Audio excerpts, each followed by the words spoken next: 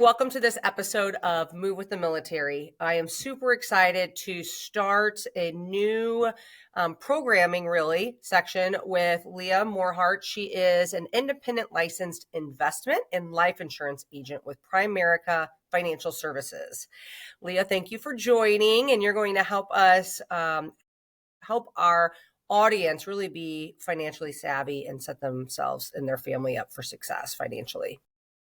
Yes. So, as a military wife of 20 plus years and a mom of 2 teen warriors, Leah Morehart knows what it means to juggle real life pressures while planning for the future. With over a decade in financial services and experience in both banking and legal fields, she brings knowledge and compassion to every conversation. Leah is passionate about teaching simple, practical money concepts, often overlooked in schools and by the broader financial industry, helping families learn how to make more money, save more, and protect what matters and build financial independence. So welcome. Thank you so much. Thank you. Well, so Leah, let's start with what inspired you to become a financial wellness advocate and start working with families? That's a great question, Michelle. And again, thank you so much for having me on today. So being real, just kind of taking it back, I grew up like a lot of people, knowing how to work hard, but not really knowing how money actually works. And so then as a military wife and then becoming a mom at a young age, high school sweethearts, married straight from school, I saw firsthand how many families live paycheck to paycheck and just feeling stressed and unprepared and all the things. And so whenever we, got married, moved, I started in the banking industry from my, like most people, we're all working retail, but then I got into the banking field and then, after starting to have babies, all of that. So that's kind of just always been my career as a bank teller. And then I worked in member service and then I started learning lending, but military life, you build a career, then you got to move again and you start over. So for me, getting into the advocacy side and really working one-on-one with families versus in the banking industry, it just seemed natural. There was this opportunity that came. I was at that crossroad in my life. I need a career that can stay with me no matter where the military takes us next. And so this just seemed like the perfect opportunity because it's what I knew, but also is something I was very, very passionate about. So that's where I am. Yeah, well, and you are passionate.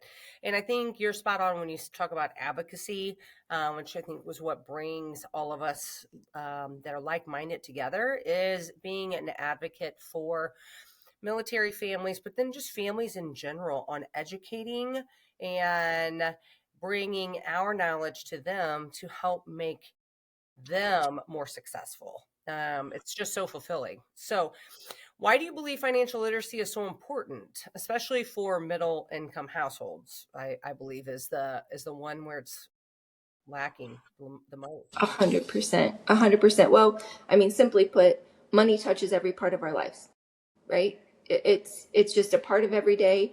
And most middle income families, again, we're not failing. We're working hard. We know how to work hard. We're not failing because you don't work hard enough. It's that no one's ever taught you how to play the money game. And so without basic knowledge of understanding budgeting and debt, how it actually works, and even insurance, protecting, your income and saving money, families get stuck in these cycles, right? We get stuck in the cycles and it becomes just cycles of stress, not even just money. So when people finally understand these concepts, it's like flipping a light switch, right? It's changes everything for their future and hopefully for their children's future too, right? So absolutely. Well, you mentioned concepts. So what are some of these concepts? Again, it's, budgeting, like how to actually, sometimes it starts with basic fundamentals of prioritizing. And so I often teach about like your financial house, like would you put the roof on the house before the foundation?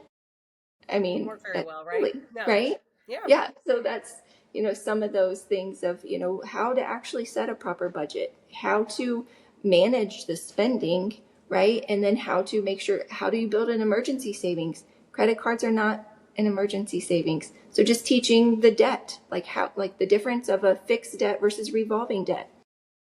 Simple key concepts. Do you see a lot of families and individuals have a hard time with the concept of putting back emergency savings, especially when they have debt? They just feel like they need to work harder, pay the debt off, and they just really, I think the savings part is such a difficult roadblock for individuals. It's a mindset. We're not taught to pay ourselves first.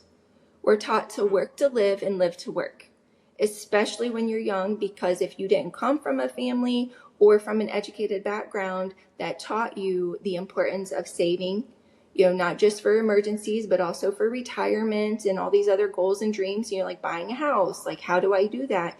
We're just, again, living to work, working to live and survive. We're all in survival mode because we're not taught better. right, right. And I think so many people, like you said, that you just work to live and you work hard and you believe that there will be your retirement account that you've put into the Social Security and just all the things. And then you find yourself in retirement and it's now like, I'm still on a budget. Like, when do obviously you always want to be within a budget, but paycheck to paycheck, social security check to social security check. And it's just not a way of life. And it really doesn't matter, I feel like, how much income per se that you have coming in. I still feel like people need to believe and understand that they can still have some financial freedom if they live within the budget. And it's like we don't realize the issue until it's the issue, and then it's too late. If you're 65 ready to retire, and then it's the shoulda coulda wouldas, I mean, what can you do then? Then you become, like, I got to move in with my kids. You become a burden, and then just, it's just not healthy. It's not practical. It's not what any one of us want to live. Right. Sorry. Absolutely. So you spoke about this financial house. Talk about that concept that you teach, because it's such a great concept, the way that you articulate it, that I think so many people can relate to. 100%. Well, it's, I often ask when I start teaching this stuff is when you're building a house, I mean, I'm not a construction worker, just like, I mean, that's not your career either. But when you start building a house, what do you start with? And they will Foundation. say the foundation. Okay, would you agree with me that your income is the foundation of your financial house? Yes. Right? Because with that, again, without money, you don't have a house, right? Right. And so that's where we really teach on protecting that. And that's what we look at with life insurance. And we can talk about that on another episode, more details about how life insurance works. But just understanding you got to protect the foundation. And then the emergency savings, setting the budget, setting the retirement plan, setting the kids out, college education fund, if that's a dream for you, or the goals and dreams. I want to buy a house in 5 years. I want to buy a new car. Being debt free is part of those foundation fundamentals. And I look at the roof as that's like kind of the extra, the cars, the maybe you don't need a 4,000 square foot house. Maybe you don't need to take 3 vacations in one summer. It's kind of those extras that we Mm-hmm. have. I kind of put even like hobbies. My husband has some expensive hobbies. Those are those extras. And most people, I mean, without saying like the whole keeping up with the Joneses, like everybody wants the lavishing things. So they're putting that roof on top of their house before it's really a solid foundation. And then we get into more credit card debt and all these other things that are just going to eat away your house. And you're going to have a wobbly house. You're going to have a crumbling house. So that's where it's just understanding the fundamentals of building a house. So how do you help people? Because like life insurance is not cool. It's not fun. It's not something that a lot of people see as a necessity.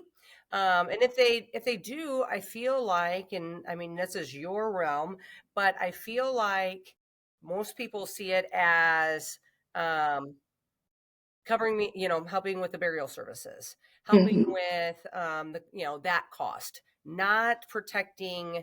And like you said, we'll go into more detail, but not protecting my income, which is honestly a concept that I didn't, have until recent years, to be completely honest with you.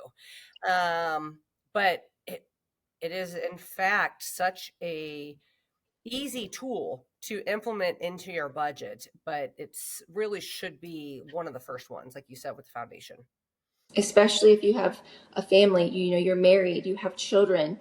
And some people say, well, I'm young, I'm not married, and I don't have children. Why do I need life insurance? Well, simple fact about life insurance is the cost of it. It's cheaper based on your health and your age, right? So are you going to get any younger in the Yeah. next 5 years?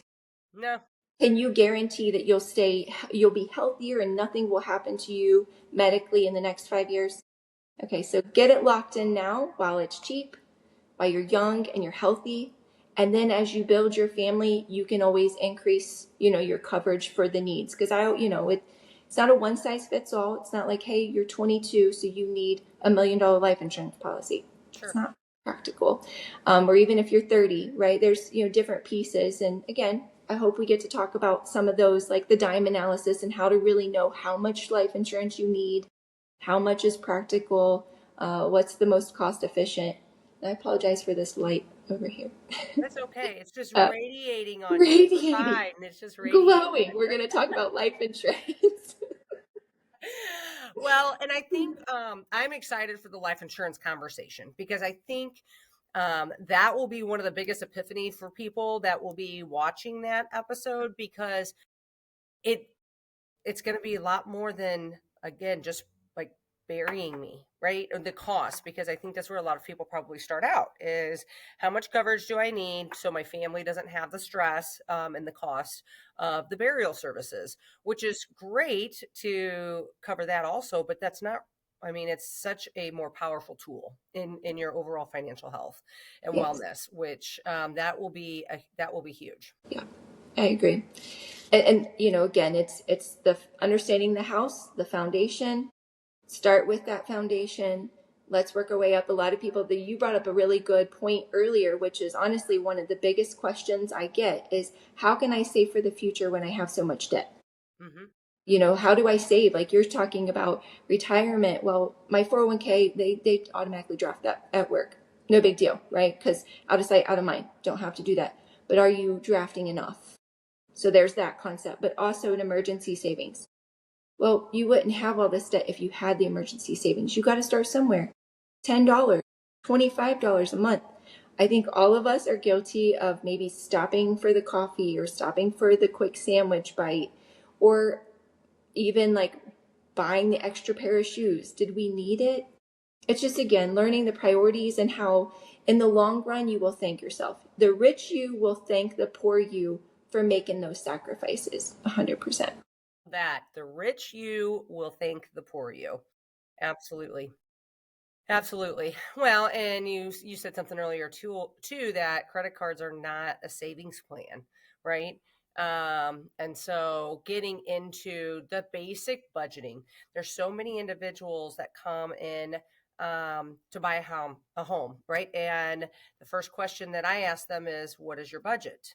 And that is what payment fits within your budget, because what you can approve somebody on paper is not. I mean, that is not a good financial plan, and they don't have a clue on how to set up a budget, what a budget looks like, and so not to belittle, but I always ask them to please take the time, sit down, and really look at a budget, especially if they're not renting currently, which most people are. But even still, you need the emergency savings, and you need to take in all the factors, and then really do you go over with your clients analyzing their bank statements and like itemizing it on where they're spending money? What an awakening for those Starbucks lovers of the Girl. amount of money. I mean, yeah. It's for real. That's what I always when somebody says, okay, Leah, you've given me some great tangible understandings and concepts, but how do I apply it? And it always starts with, okay, let's look at your budget. And they're like, well, you know, I pay this much. Like, no, we're going to start at we're going to take it a step further. We're going to do a spending audit. Because Michelle, that spending audit is the game changer. That's where you see, and it's not always nice. I mean, you're seeing your ugliest self in dollar signs. You know, and I even tell clients, I'm like, being real, like I do this regularly for my husband and I. And that's how I was doing a spending audit, scrap piece of paper going line by line from a bank statement. And if Absolutely. people are using their credit cards for fundamentals because they're like, oh, but I get these credits, rewards. Okay, get the statements, go line by line. We're going to start categorizing some things. And that's where I could be like, hey, I told Josh, my husband, I'm like, do you realize you spent over $250 in, like, on average the past 2 months at the gas station, not on fuel? I'm like, bro, we have a Sam's Club membership. You want that energy drink? Tell me, tell me the Right. brand. No, but And you're that's the realism. That's 100%, the you're real spot talk. on. And why? I mean, it doesn't matter how financially savvy you are doing a spending on it. I love that verbiage on, even if you just do it on a quarterly basis, if you feel like you're set up. But why would you not? You have your health checks, you sit down with your financial advisor on looking at your investments. Why would you not do a spending on it? Because it is such a reality check, really. It's such a huge accountability piece. It's critical because, Michelle, I'm telling you, 9 times out of 10, it's not that people don't make enough money.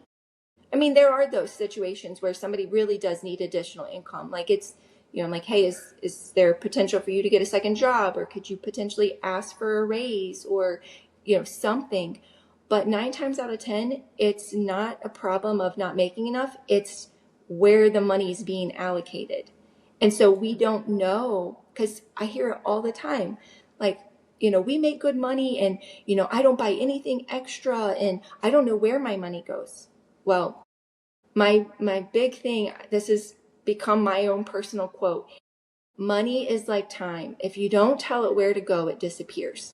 And I mean, you can say, I don't know where our money goes. Like, we live paycheck to paycheck. It's so tight. I don't buy any extra. Groceries are expensive. Ball is expensive. This is expensive. But then when you do a spending on it, you're like, what was this that you ordered from Amazon? Do you have like a subscription for like household needs from Amazon? Oh no, I seen this really cute shirt.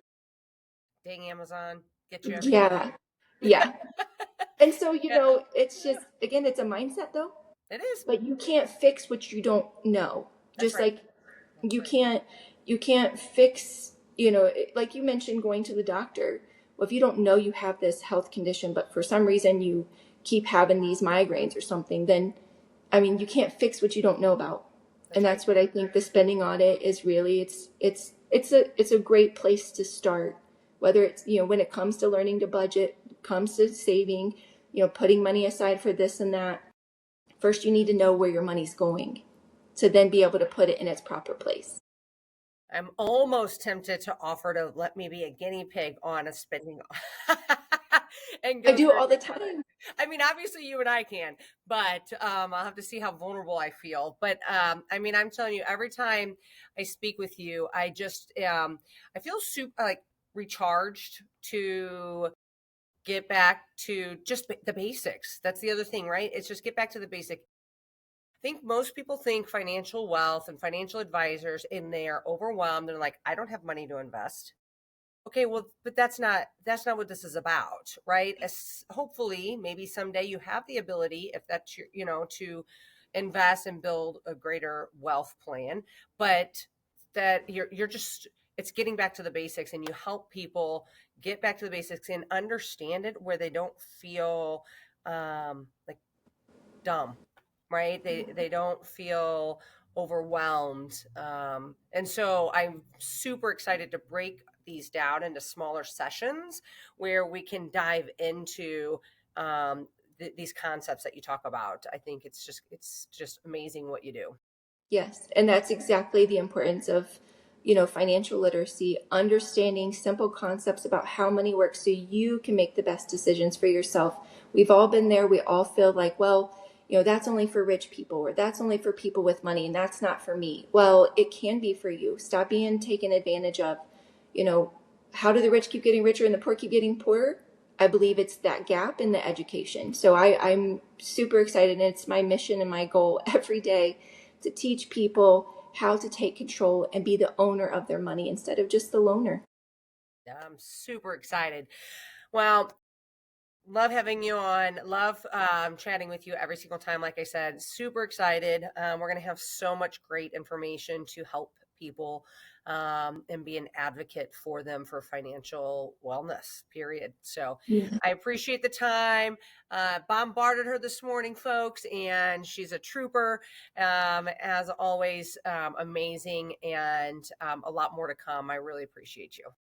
Thank you so much. My pleasure. All right. Well, we'll chat soon. Sounds great. All Thank right. you. Thank you. See you later. Bye.